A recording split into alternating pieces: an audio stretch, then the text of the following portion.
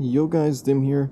Today I'm going to be going through the VESC tool app and tuning my bike until I'm happy with how it performs. I'm going to try and maximize lower end torque and just the top speed. So, first I'm going to turn on my controller, and once it's on it should pop up here on the Bluetooth list. This is my controller down here. You can't really see it. You can kind of see the heatsink down there. This is a Flipsky 75-200 Pro V2. I just custom 3D printed this box so that it can hold the controller, create a couple of terminal points for the wires, and as you can see there's like cable glands as well, so that it's fairly waterproof. Definitely more waterproof than the controller is without it. So let me go ahead and relaunch the VESC tool app because the device isn't showing up. Yep, so now VESC BLE art has popped up. I'm just going to connect to it. Okay, cool. So we're connected now. So let's go ahead and head over to general, and I'm just going to go through each setting and see if there's anything interesting. I think in sensors there's just not really much that I can do. Let's go to current. Current is an interesting one. So here's my battery current. I have it set to 140 amps max. I think I'm going to just dial that back. I'm going to make that 120 amps max. And the battery current max region, I'll make this like -10. My battery can definitely handle 120 amps continuous, so I think actually I should make the battery current max just a little higher. So I guess the 140 I had it at was pretty good. The motor current max, this one can be a bit higher. This controller can definitely support up to 150, so I'm going to set it to that. Motor max current brake, this one as well, I'm just going to set it to something low, -10. Because my torque arms are really only good for one direction. And the absolute maximum current, let's make this 300 or maybe 250, since I think this controller can handle that peak. And you know what, let's go for a little higher motor current max, let's say 170. And what I want to do is just see if it causes a BMS error riding around here. So I'm just going to mount my phone on there, go to the BMS.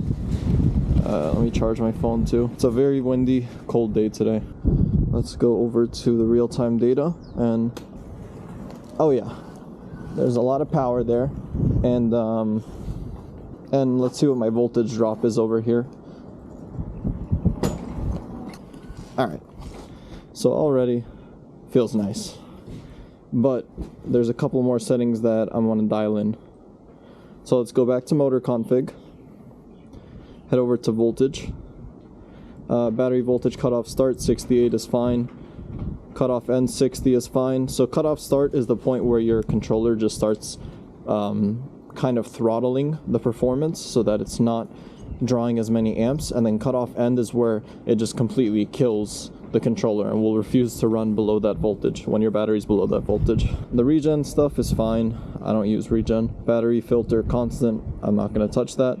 Let's see RPM. So our max ERPM, I learned from another video that your max ERPM should be the number of pole pairs in your motor times your motor's top RPM. So this motor's top RPM is about 560. So we're going to multiply that by 23. So we have 12,880. So let's go ahead and set the max RPM to that. And maybe just make it a little higher. 14,000 should be good. And max ERPM reverse, I suppose, would just be the same, 14,000. And the ERPM limit start, 80%. So that's again the point where the controller kind of starts throttling itself. So that's good, makes me happy. Let's see what the top speed is with the wheel off the ground. It's only 49 miles per hour. That seems kind of low.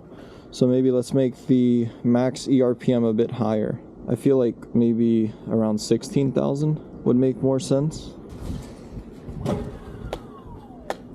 I just got a overcurrent error. So now we're hitting 56 miles per hour. Alright, we're at 16,000, so we're limited to about... I think we should turn up our ERPM limit start to 90%. I think 80% is too low. So it's losing power early. And let's see what it gets now. Alright, 56. I don't think I'm going to exceed 56, just since this is a 3 kilowatt motor. Let's go to wattage. Maximum wattage, I don't know what to do with this setting really, because I already set maximum current. I suppose maximum wattage could be like 5K. Maximum braking wattage could be like, I don't know, 500 watts. And let's see what the wattage is riding around. Hopefully we don't hit the limit. Yeah, I don't think we're gonna hit a 5K limit. This is a 3 kilowatt hub motor, so I would expect the peak to be around like 4 kilowatt. Motor temperature sensor type. I don't have a motor temperature sensor, so we can't do anything with that. I don't have the BMS hooked up to the CAN bus, so we can't do anything with that. And advanced, I don't think there's much to do here. I could increase the maximum duty cycle by like 1%. Minimum current, fault stop time, not gonna touch it. Duty cycle, current limit start, yeah. So I'll just leave that as it is. So besides general, the only other thing I'm gonna look at is FOC settings. All right, so continuing through this, now we're at FOC general, motor resistance, motor inductance. This is all the stuff that is set up when you auto learn the motor, so you shouldn't have to change any of this. Observer gain is the only one you might want to touch. I'll come back to that one and play with it and see if I get better results lowering it.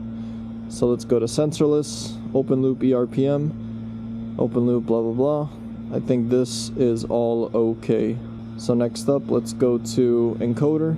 Encoder, once again, nothing to really change there. HFI, nothing. Filters, we can try enabling or disabling phase filters, see what difference it makes, but I'll just leave it on for now. Offsets, nothing really to change here. And field weakening is one that is quite important, because what it does is it will allow you to exceed what your normal top speed is. So like right now, the top speed, we got an absolute overcurrent. I gotta turn that up. General current, absolute max current, let's set it to 300 amps, since allegedly the controller can handle it. So 57 is our top speed right now, and let's see what difference this might make by increasing the field weakening. So FOC, field weakening, I think 60 is what a lot of people use, like 60 to 80, not 5,000. And the field weakening duty start, you can lower that so that the field weakening kicks in earlier. And basically once the field weakening kicks in, you have less torque, but you'll get more speed. So I think I'll set this pretty low, like to 70%. Field weakening ramp time, I'll leave that. And let's just see. So we were getting 57 before, and now still 57, and I'm guessing that that's because our ERPM is too low. So let me increase our ERPM. Let's make it 25 just for testing. Alright, so now we're getting 86 miles per hour. I'll just leave it like that. So let's go to FOC, field weakening. So let's set it back to 0 so we could get a more valid test. So once again, our top speed, 70 with no field weakening. Let's just go up incrementally. Set the field weakening to 40. Top speed is 83 now. Set the field weakening to 70. We might hit a... We're up to 86 now. So let me go back down. Let me make it 50 because it was fine there. Field weakening duty start is at 70%. Let's just write that. And advanced, there's really nothing to touch here. I've seen some people mess with these settings: current controller decoupling, observer type. I think the default settings are fine. MTPA algorithm mode, that's another one people mess with. This one can possibly give you more torque depending on your motor and your setup. So right now, let me see how it feels just going up here. So let's see what it does if I set this to IQ target, if it changes the feeling at all. Nah, I don't really notice a difference. I think I would have to ride around with it for a little to really test the two out. So anyway, I think that is really the main settings that'll give us any good results. Observer type is another one that could be messed with. If your motor's not really running smoothly, you could try decreasing observer type. Mine has kind of like a crackling noise in it, and it makes like a vibration, so I definitely want to try messing with it real quick. So let me try making it 1.19, half. All right, now it's worse, I think. What happens if I increase it to 3? It's really hard to tell, you know, but I'll stick with the 1. But yeah, this torque is so good right now. I'll just leave it. Nothing to do here in additional info. If you got your battery capacity wrong, you could change it there. Besides that, you can mess with your throttle a little bit. If we go to ADC, throttle curve, you have mapping as well. So input deadband, basically when you only slightly twist the throttle, it does nothing. It's not until you like surpass 15%. You could lower that, and I definitely want to because I like it when the throttle's nice and even lower than that, maybe like 5%. I'll set it to.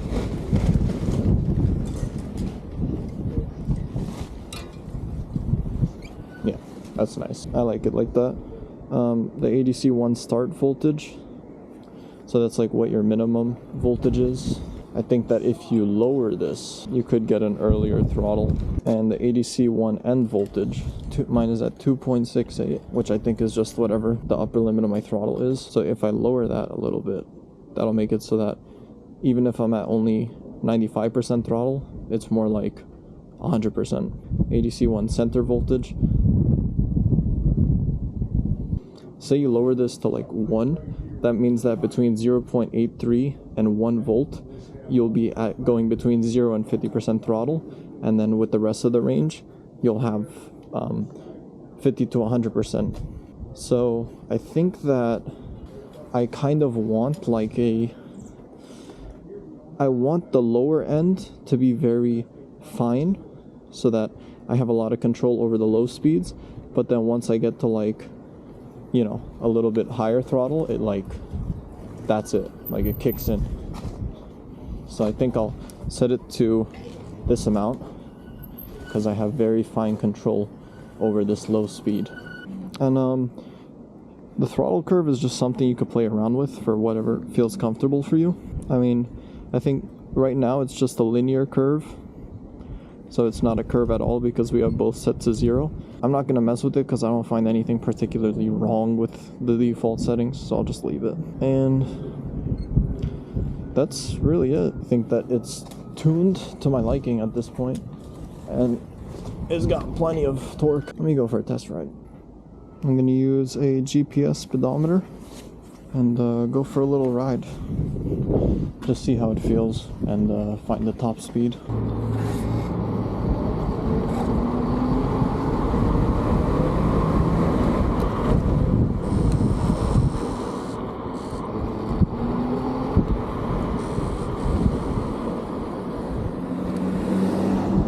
Here I should get a runway to find our top speed, assuming no cars.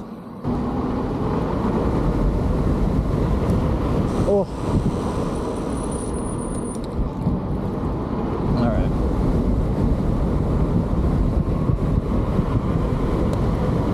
Oh, so our battery's BMS actually tripped a overcurrent, so I gotta turn up the BMS's current. Now the discharge overcurrent is only 100 amps. That is a problem. And what I'm gonna do actually is I'm gonna leave this running for so we can see our top speed afterwards, but I'm gonna have the VESC tool speedometer open. Okay, now it should work. Again, remove the loop key, plug this in, put the loop key back in, and turn it on. Okay, there we go. It's booting up now. Let's try this one again.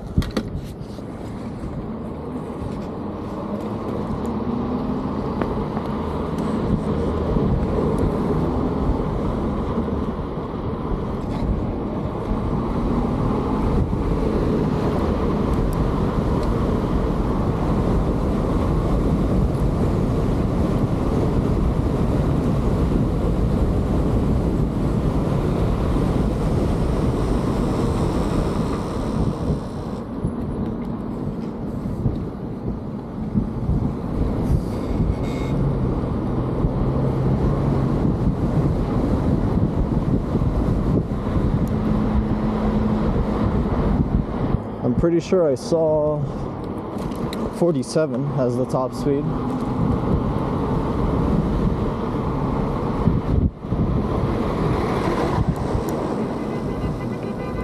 45. Okay, let's just test it again.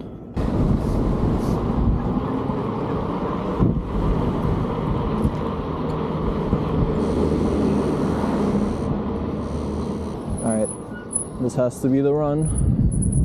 I hope nothing gets in the way.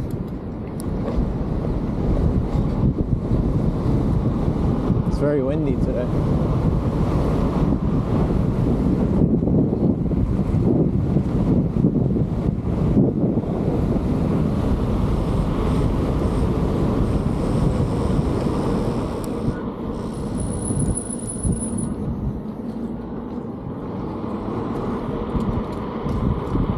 I don't know, that felt fast.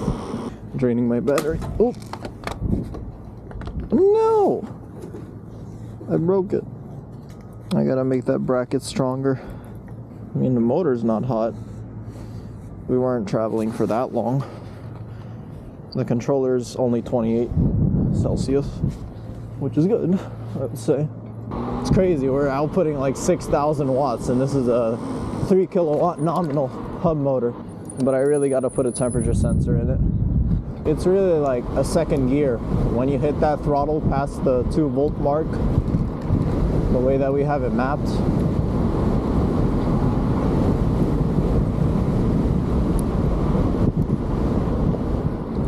this has to be the run.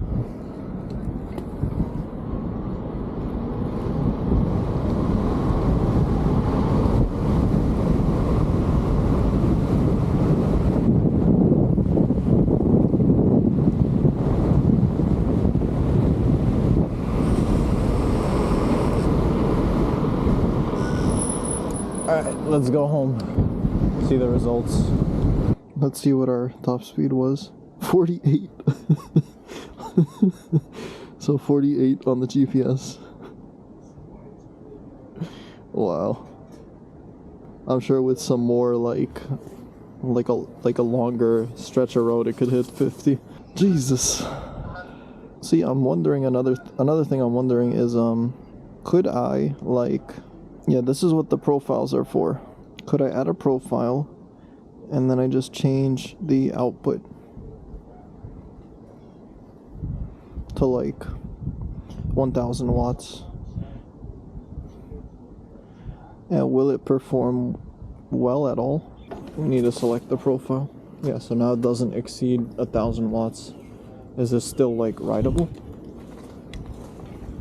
Oh, it's pretty rideable. And it probably gets a better battery. Let me see what our efficiency would be like. I want to try and be able to take this on long rides as well. So yeah, it literally just feels like a 1000 watt motor. So we're like a class 2 e-bike now almost. Can it still go uphill? Barely. You gotta help it get uphill. It's not bad though.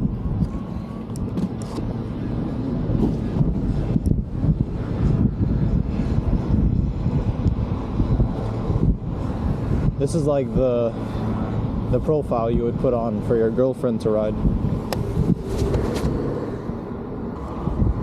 Oh yeah, you gotta help the motor sometimes. Not bad. You could probably get 20 miles range on a full charge with 1000 watts on the motor. Not bad at all. One of the best features of VESC is these profiles right here. I made my torque arms way more secure now. I mounted them to this hole for the pannier rack. Hey, the motor's really not hot. I gotta print this and probably with a thicker plate, or maybe just use more infill. I hope you enjoyed the video and can start playing around with your VESC controller, tuning it to your liking. There's definitely other videos out there and you should definitely go and watch them as well, because they'll cover things that I didn't cover or explain things that I explained in a different way, which could be very useful to you. I'll link down in the description to a couple of threads, forums, and YouTube videos about this topic too that I found quite useful. But that's it for now. thank you very much for watching, and I'll see you in the next one. Peace. Trying not to accelerate too much so I can conserve. Oh, you know what? This is actually a good spot to hit a top speed.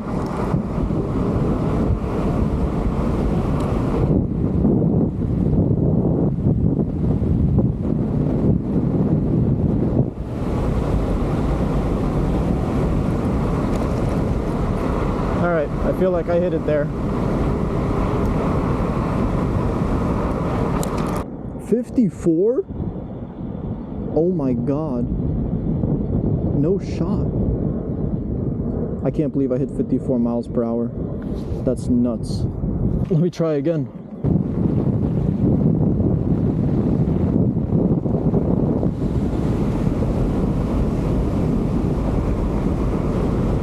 Yeah, I had the wind helping me. That's why it went so fast.